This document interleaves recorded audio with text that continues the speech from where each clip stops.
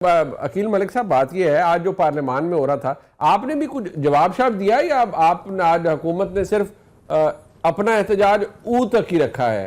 क्योंकि और ये बार बार आप पर इल्जाम ये है कि आप बहुत ज्यादा यकजान दो कालिब होने के चक्कर में आप बहुत ज्यादा खातिर बजा ला रहे हैं, बहुत ज्यादा फर्मा बरदारी कर रहे हैं पाकिस्तान की एस्टेब्लिशमेंट की।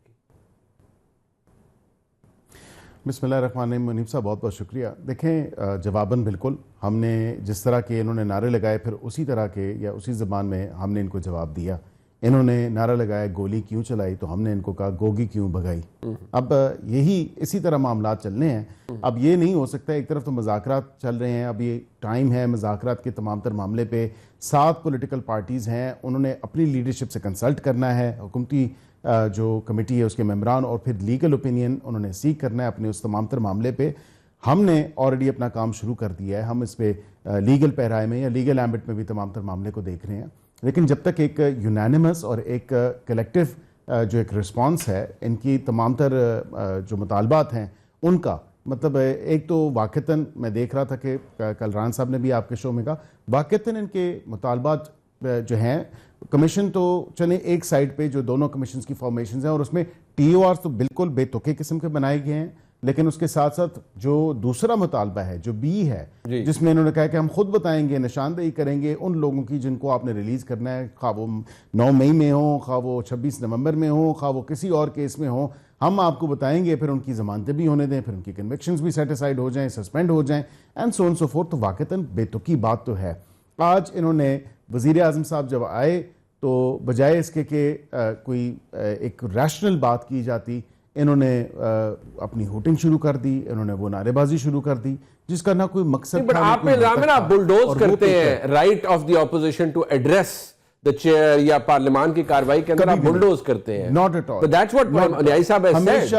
हमेशा पार्लियामानी तकाज़ों को मलूज़े खातिर रखते हुए, हाउस के रूल्स को मलूज़े खातिर रखते हुए, हमेशा जब भी मैं समझता हूँ कि हुकूमती या हुकूमत के इत्तेहादियों को कम टाइम मिला है, हमेशा जब भी मिला है, लीडर ऑफ द ऑपोजिशन कौन है? उमर अयूब साहब हैं। उमर अयूब साहब ने हमेशा टाइम लिया, लेकिन साथ ही असद कैसर साहब भी खड़े हो जाते हैं, साथ ही बैरिस्टर गौहर भी खड़े हो जाते हैं, साथ ही आमिर डोगर साहब भी खड़े हो जाते हैं, इन सबको साथ ही अली मोहम्मद साहब भी खड़े हो जाते हैं, शरियार अफरीदी साहब भी खड़े हो जाते हैं। मतलब इन सबको इतना टाइम मिलता है, बावजूद इसके कि हम लेजिस्लेटिव बिजनेस या हाउस की प्रोसीडिंग्स को रोक के इन लोगों को टाइम दे देते हैं। और वहां पे इवन आलिया कामरान साहिबा ने भी रिसेंटली कहा, उनका एक कॉलिंग अटेंशन नोटिस था, उनके कॉलिंग अटेंशन नोटिस को टाइम नहीं दिया गया और उन्होंने इस बात पे बहुत ज्यादा जो है वो एतराज भी उठाया। उन्होंने कहा मैं हाउस का बिजनेस जो है, कॉलिंग अटेंशन नोटिस है, ये क्या मामला हुए? बट ये आपको बार बार एक बात न्याय साहब, हम इनको जरूरत से ज्यादा टाइम। मलिक साहब, एक बात है ना अकील साहब कि वो बार बार जो एक तासुर है ना कि ठीक है, इमरान खान साहब ने भी बहुत फर्मा बरदारी की है, आप फर्मा बरदारी प्लस कर रहे हैं, यकजान दो कालिब पर आ गए हैं, वो स्टेज है और इतनी ज्यादा मोहब्बत है उनसे, तो वो आपको इस चक्कर में इस किस्म के, मैं नाम नहीं रिपीट करना चाहता, जिन अलकाबात से वो नवाज रहे थे आपकी लीडर ऑफ द हाउस को, यानी वज़ीर आज़म पाकिस्तान को, तो प्रॉब्लम ये है, वो कहते हैं आप बहुत ज्यादा उधर झुक गए हैं, तो जरा बैलेंस कर लीजिए खुद को। नहीं, देखें, ये एक लफ्ज इस्तेमाल कर रहे थे अर्दली का। अर्दली का मतलब आप उठा के देखें तो बिल्कुल वज़ीर आज़म पाकिस्तान मियां मोहम्मद शहबाज शरीफ साहब पाकिस्तान के अर्दली जरूर हैं, पाकिस्तान के अटेंडेंट जरूर हैं, पाकिस्तान के ऑर्डरली जरूर हैं। क्यों? क्योंकि पाकिस्तान को संवारने का, पाकिस्तान को बचाने का, पाकिस्तान की मैशियत को बेहतर बनाने का उन्होंने ये अज़म किया है। और वो अज़म के साथ, इसी अज़म के साथ, चाहे ये जो कुछ कहते हैं, चाहे ये क्या क्या नाम पुकारें, हमने अपने काम पे फोकस रहना है और हमारी लीडरशिप अपने काम पे फोकस है।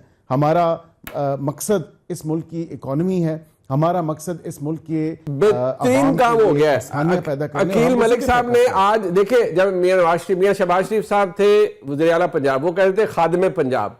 अब अकील मलिक साहब ने कहा है कि वो अर्दलिये पाकिस्तान है, पाकिस्तान की अवाम के अर्दलिये, उनके अटेंडेंट हैं, किसी शख्सियत के नहीं है। उमर न्याई साहब, आपकी जो हंसी है वो बड़ी माने खेज है और आप अपने सर को हाथ लगा रहे थे या क्या कर रहे थे? न्याई साहब देखिए कितनी अच्छी इस तरह है, काश आपके वज़ीर आज़म भी अर्दलिये पाकिस्तान होते तो काम इत्थे तक तो नहीं सी पहुंचना ना, तुसी को बेहतर कर लेना सी काम। हाथ जोड़ दिया आपने, मतलब कमाल हो गई। चले तो यार बात है, देखें बात है हर जॉब की रिस्पेक्ट है, ठीक है, हर कोई अपना एक काम कर रहा है, मगर हर जॉब के साथ एक आपका जो है ना एक ज़हनी मेयार भी होता है। जब आप एक काम कर रहे हो, आपका काम हो कि सिर्फ चाय सर्व करना है, तो आपका क्या मेयार होएगा।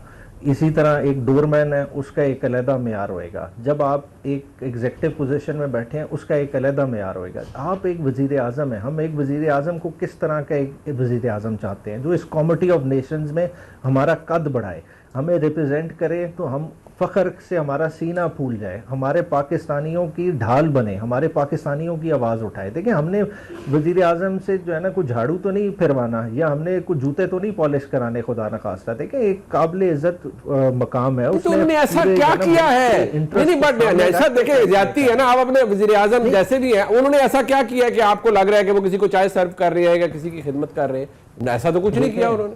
आपके वज़ीर आज़म ने अभी तक ऐसा क्या किया है, यही पूछना चाह रही है अवाम। बुनियादी तौर पे देखें, अभी मईशत ठीक की है, ट्वीट किया, नहीं वही उसी पे देख लें। पीएसडीपी आपका कितना था? फेडरल पीएसडीपी था 1200 अरब से ज्यादा। 1200 अरब में से आपने 107 के 110 अरब खाली खर्च किया 6 माह में, जो कि 8-9% टोटल आपने अपने बजट का एग्जॉस्ट किया है। मतलब क्या है कि मतलब आपका इकोनॉमी का पहिया ही नहीं चल रहा। आपकी जो हमारे जैसे मुल्कों की मईशत होती है, वो बेसिकली गवर्नमेंट की स्पेंडिंग से ड्रिवन होती है। जब गवर्नमेंट ही ना स्पेंड करे तो बाकी सर्कल किधर चलता है? बाकी अगर आदादो शुमार देख लें, आपके मईशत के, आपका एग्रीकल्चर आज किधर खड़ा है? पिछले साल 6% ग्रोथ पे था, आज आपको कुछ पता नहीं है, आपका डाउन स्लाइड उस तरफ से शुरू हो गया है।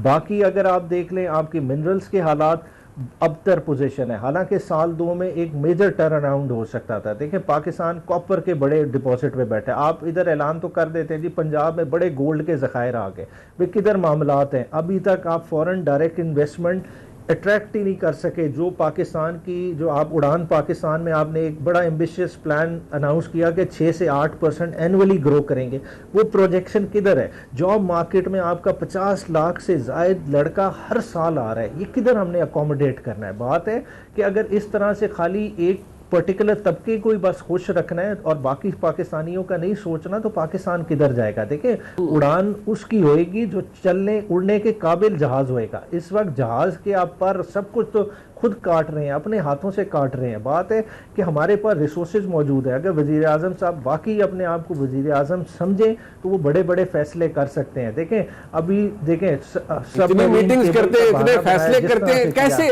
नहीं, मुझे समझ नहीं आ रही वो किस तबके को खुश कर रहे हैं। जब आप ये तबका कहते हैं तो उसे तो एक ही इस्तिलाह है, मैं को आप जितना ज़हीन तो हूं नहीं कि वो सिर्फ जी पाकिस्तान की एस्टेब्लिशमेंट को खुश कर रहे हैं। नहीं, देखें, पाकिस्तान की मईशत है चंद लोगों के हाथ। जो 22 खानदानों वाली कहानी शुरू हुई थी ना, आज भी वही पर्टिकुलर तबका है। ठीक है, बैंक्स के ओनर्स कौन है? वही कमा रहे हैं। सबसे ज्यादा सूद इस पीरियड में किसने कमाया? कमर्शियल बैंकों का मकसद क्या था कि आपके आम आवाम को लेंडिंग करते, आपकी basically government of Pakistan highest interest पे करती रही है, बट सबसे ज्यादा डिविडेंड्स बैंक ने दिए। चंद लोग, उमर भाई, विद ड्यू रिस्पेक्ट सर, जो आपके पास भी टाइम आया, मुझे तो वो 22 खानदानों से वेल्थ या पॉलिसी निकलती हुई कहीं और 2, 2.5, 3 साल आप कहते हैं जी जो कुछ भी है, मुझे वो कहीं जाती नजर नहीं आई। मुझे तो जो और प्रायोरिटीज है वो भी नजर नहीं आई। मैंने तो 1 करोड़ नौकरियां, 50 लाख घरों का सुना, बट वो मटेरियलाइज होते हुए हमें नहीं नजर आई। यही बात करने वाला था मुनीब साहब। देखें, मुनीब साहब, मैं यही बात करना था। मेरे भाई ने अगर बात की कि 1 करोड़ नौकरियां किधर हैं? नहीं, मैं उमर भाई एक मिनट जवाब दे दे, उन्होंने देनी थी कि अच्छा एक मिनट अकील मलिक साहब, उमर भाई मुकम्मल कर लें। उमर भाई मुकम्मल कर लें आप। जी।